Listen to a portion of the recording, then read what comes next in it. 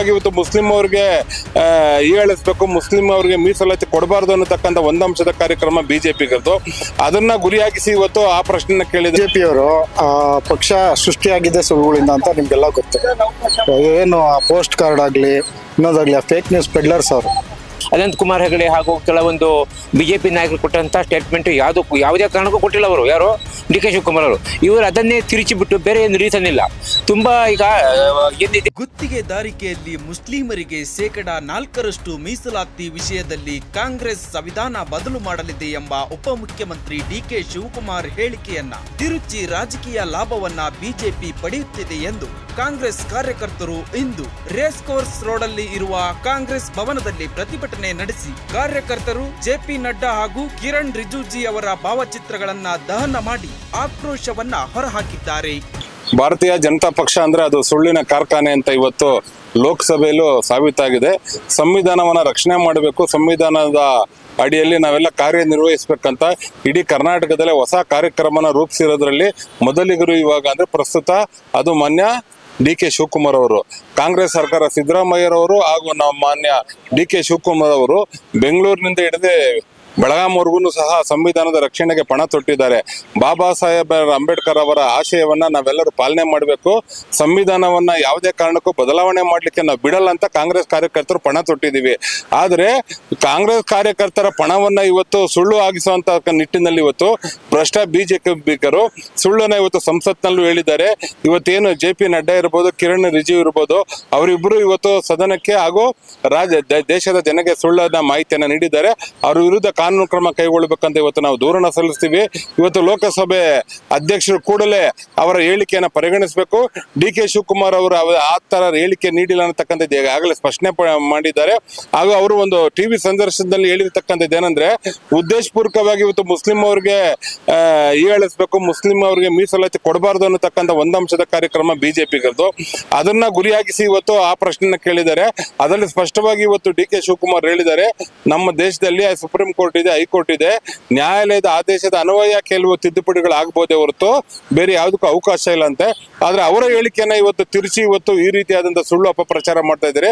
ಬಿಜೆಪಿಯ ಮೂರ್ಖರಿಗೆ ತಕ್ಕ ಉತ್ತರವನ್ನ ಇವತ್ತು ದೇಶದ ಜನ ನೀಡ್ತಾರೆ.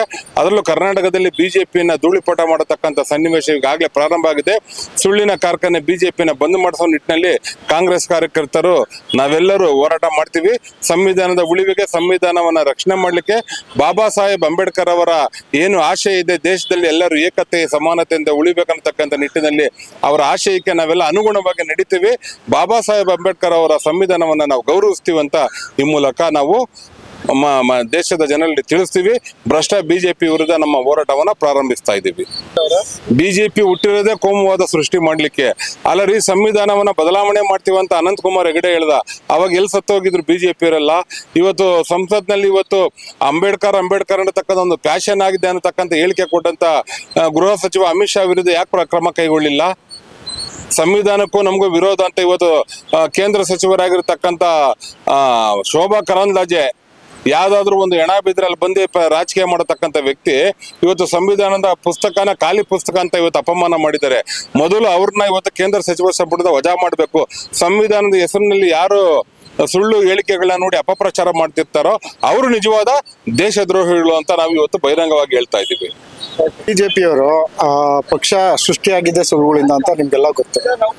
ಏನು ಪೋಸ್ಟ್ ಕಾರ್ಡ್ ಆಗಲಿ ಇನ್ನೊಂದಾಗಲಿ ಫೇಕ್ ನ್ಯೂಸ್ ಪೆಡ್ಲರ್ಸ್ ಅವರು ಇವತ್ತು ಡಿ ಕೆ ಶಿವಕುಮಾರ್ ಏನು ಹೇಳಿದ್ದು ಅಂತ ಕ್ಲಿಯರಾಗಿ ಕೇಳೋ ತಾಳ್ಮೆನೂ ಇಲ್ಲ. ಅವ್ರ ಬಗ್ಗೆ ಇಲ್ಸಲ್ದನ್ನ ಜನಗಳನ್ನ ಎತ್ತಿ ಕಟ್ಟೋಕೆ. ಯಾಕಂದ್ರೆ ಇವತ್ತೇನು ನಾವು ಕೊಡುಗೆಗಳು ಕೊಟ್ಟಿದ್ದೀವಿ ಕಾಂಗ್ರೆಸ್ ಅವರು, ಇದೆಲ್ಲ ಜನಗಳ ಪರವಾಗೇ ಇದೆ.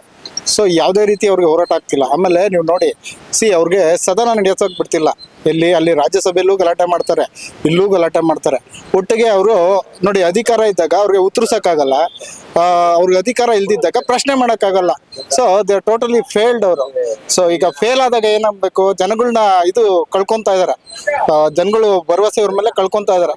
ಅದನ್ನೇನಾದ್ರೂ ಮಾಡಿ ಮತ್ತೆ ಇದು ಮಾಡ್ಬೇಕು ಅಂದ್ಬಿಟ್ಟು ಈ ತರ ಸುಳ್ಳುಗಳು ಆಪಾದನೆ ಮಾಡ್ಕೊಂಡು ನೋಡ್ರಿ, ಡಿ ಕೆ ಶಿವಕುಮಾರ್ ಅವರಾಗ್ಲಿ ಯಾವುದೇ ಕಟ್ಟ ಕಡೆ ಕಾಂಗ್ರೆಸ್ಸಿಗನಾಗ್ಲಿ ಸಂವಿಧಾನ ವಿರೋಧಿ ಅಲ್ಲ. ಸಂವಿಧಾನ ನಮ್ಮ ಉಸಿರು, ಅರ್ಥ ಆಯ್ತಾ? ಇವತ್ತು ಮನುಸ್ಮೃತಿ ವಿರುದ್ಧವಾಗಿರೋದೇ ಸಂವಿಧಾನ. ಸೊ ಯಾರು ಸಂವಿಧಾನದ ಪರವಾಗವ್ರೆ, ಯಾರು ಸಂವಿಧಾನದ ವಿರುದ್ಧವಾಗವ್ರೆ ಅಂತ ಜನಗಳು ಗೊತ್ತು. ಇವತ್ತು ಕಾಂಗ್ರೆಸ್ ಸಂವಿಧಾನನ ತಂದಿದ್ದು, ಅದನ್ನ ಪಾಲಿಸ್ಕೊಂಡ್ ಬಂದಿದ್ದು ಕಾಂಗ್ರೆಸ್. ಬಿಜೆಪಿ ಅವರಿಂದ ನಾವೇನು ಕಲಿಬೇಕಾಗಿಲ್ಲ. ನಾನು ಬಿಜೆಪಿ ಅವ್ರಿಗೆ ಹೇಳ್ತೀನಿ, ನಿಮ್ಗಾದ್ರೆ ಅಧಿಕಾರ ಮಾಡಿ, ಇಲ್ಲ ವಿರೋಧ ಪಕ್ಷವಾಗಿ ಅಧಿಕಾರ ಮಾಡಿ. ಅದ್ ಬಿಟ್ಬಿಟ್ಟು ಈ ರೀತಿ ಸುಳ್ಳುಗಳು ಆಡೋದ್ರಿಂದ ಏನು ಉಪಯೋಗ ಇಲ್ಲ ಅಂತ ಹೇಳಿ ನಾನು ಮಾತು ಮುಗಿಸ್ತೀನಿ. ಡಿ ಕೆ ಶಿವಕುಮಾರ್ ಯಾವುದೇ ಕಾರಣಕ್ಕೂ ಸಂವಿಧಾನ ವಿರೋಧವಂತ ಯಾವುದೇ ಹೇಳಿಕೆಯನ್ನು ಕೊಟ್ಟಿಲ್ಲ. ಅವ್ರು ಹೇಳಿದೇನೋ ರಿಸರ್ವೇಷನ್ ಪಾಲಿಸಿಯ ಕೆಲವೊಂದು ಕೇಸ್ಗಳು ಕೋರ್ಟಲ್ಲಿ ಪೆಂಡಿಂಗ್ ಇದೆ, ಅದು ಕೋರ್ಟ್ನ ಏನಿದೆ ಆದೇಶದ ಆಧಾರದ ಮೇಲೆ ಅದು ಬದಲಾವಣೆ ಆಗತ್ತಂತ ಹೇಳಿದೆ ಬಿಟ್ರೆ ಅವರು ಸಂವಿಧಾನವನ್ನು ತಿರುತ್ತೇವೆ ಬದಲಾವಣೆ. ಅನಂತ್ ಕುಮಾರ್ ಹೆಗಡೆ ಹಾಗೂ ಕೆಲವೊಂದು ಬಿಜೆಪಿ ನಾಯಕರು ಕೊಟ್ಟಂತ ಸ್ಟೇಟ್ಮೆಂಟ್ ಯಾವುದೇ ಕಾರಣಕ್ಕೂ ಕೊಟ್ಟಿಲ್ಲ ಅವರು, ಯಾರು ಡಿ ಕೆ ಶಿವಕುಮಾರ್ ಅವರು. ಇವರು ಅದನ್ನೇ ತಿರುಚಿಬಿಟ್ಟು ಬೇರೆ ಏನು ರೀಸನ್ ಇಲ್ಲ.